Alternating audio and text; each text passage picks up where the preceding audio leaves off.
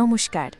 আপনি কি এমন কোনো ফুলের কথা জানেন যা ফোটার জন্য বিকেল হওয়ার অপেক্ষা করে?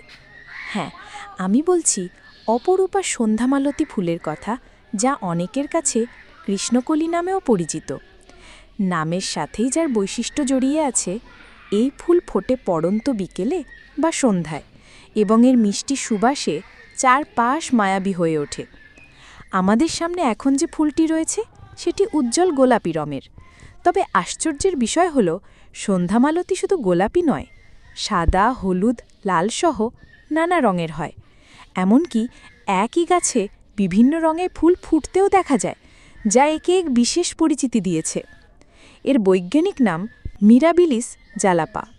খুব বেশি যত্নের প্রয়োজন হয় না বলে বাড়ির বাগান বা টবে এই ফুল খুব সহজেই দেখা যায়। দিনের শেষে যখন প্রকৃতি শান্ত হয়ে আসে, তখন এই সন্ধ্যামালতীর সৌন্দর্য আর সুগন্ধ আমাদের মনকে স্নিগ্ধতায় ভরিয়ে তোলে। সাধারণ হয়েও এই ফুল এক অসাধারণ সৃষ্টি, যা আমাদের সন্ধ্যার মুহূর্তগুলোকে আরও সুন্দর করে তোলে।